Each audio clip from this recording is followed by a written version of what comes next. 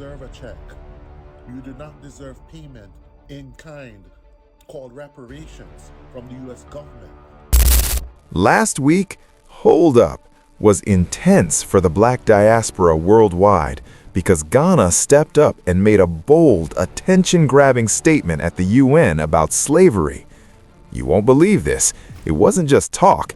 It felt like a move that could shift the entire conversation globally. Seeking to declare the transatlantic slave trade as the gravest crime against humanity. For more than 300 years, Africans were treated as property, were tortured, humiliated, and forced out of the continent, over 12.5 million of them, in the most dehumanizing and despicable circumstances. The world is yet to acknowledge this. Perpetrators are yet to apologize and have not compensated the victims. Now, hold up. This is where it gets really interesting that Ghana is taking this position. On a global level, Ghana is pushing hard to demand accountability for the slave trade and the millions of Africans scattered across the world, from Black Brazil to the Caribbean to the United States. But listen, there's a problem. It wasn't called Ghana back then, but most definitely their ancestors are the ones that willingly sold us for profit.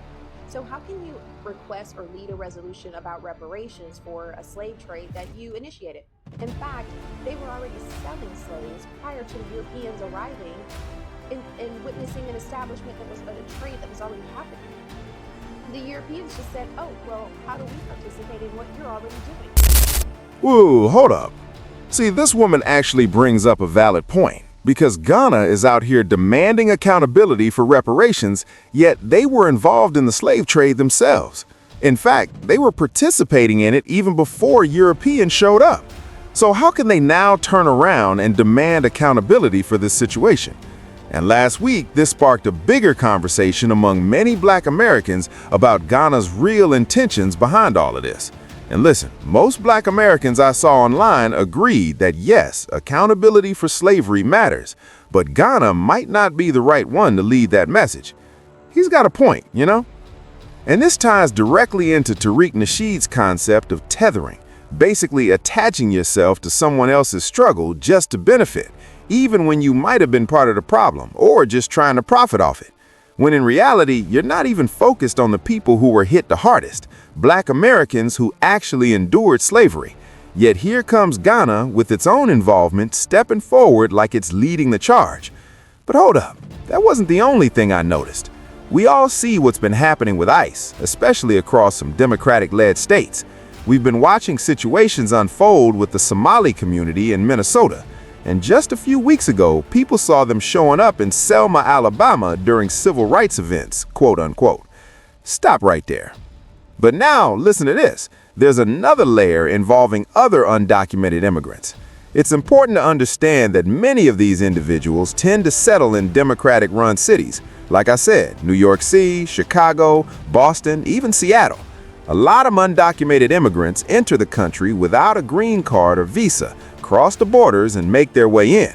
And what ends up happening is once they land in certain areas or communities, they can receive protections from local or state governments, especially if they reach sanctuary cities. So it becomes extremely difficult to deport them. And when ICE tries to remove individuals, especially in cases where serious crimes are involved, it technically shouldn't be controversial. But on the left, there's clearly an effort to shield undocumented immigrants in the U.S. And you even have some individuals with immigrant backgrounds rising into political power, like this figure, Pramila Jayapal. Now, she became a U.S. citizen back in 2000 and has served in the House of Representatives for Washington's district since around 2017. But listen, she went viral for saying something that had people shocked. Out really well when she talks about reparations. And we also need offensive actions around prosecutions. We need real accountability because at the end of the day, the people that have been inflicting this harm need to be prosecuted. They need to be brought before us and they need to be held account for the trauma that they have created and we are going to have some form of reparation for the kids and the families that have been traumatized through all of this. Boy, y'all sit your stupid ass down. So hold up a second. Are we really saying this woman believes that undocumented migrants coming in from other countries, often with little money and limited ability to contribute right away, should be protected to the point where the people trying to enforce the law and remove them get prosecuted? And not only that, listen to this. These same migrants should also receive what? Reparations? About reparations this, reparations that, like just tossing the word around like it's nothing, just diluting the whole idea of reparations. And this is the reason why people are starting to see that the Democratic Party is not for Black Americans at all. The Democratic Party has never been in our favor. They will prioritize and give everything to everybody else, every other minority group, POC, that comes over here, whether if it's illegally or legally. They don't care, as long as they will do anything for them but won't do nothing for us. Because when have you ever heard a Democrat talk about giving reparations to the descendants of chattel slavery in America? The only people who actually would deserve the reparations. Why are you talking about reparations for people who are traumatized by ICE, by immigration enforcement? Shout out to this sister. She actually makes a really interesting point. See, the word reparations is almost exclusively tied to the Black American struggle. If she really wanted, she could have used different terms: compensation, restitution, amend or amendment, indemnity, redress. And if you dig into the Merriam-Webster dictionary, there are plenty more: atonement, expiration, repayment, refund, solodium, quittance, requited, solatium, adjustment, reimbursement, remuneration, recoupment, recompense, restitution, which shows up a lot in legal cases, settlement, even punitive damages. But she didn't. She intentionally used the word reparations to link the struggles of undocumented migrants to that of Black Americans. And here's the kicker. Even though Black Americans still haven't received reparations, she's tethering her argument to that idea without acknowledging the real harm done to Black Americans.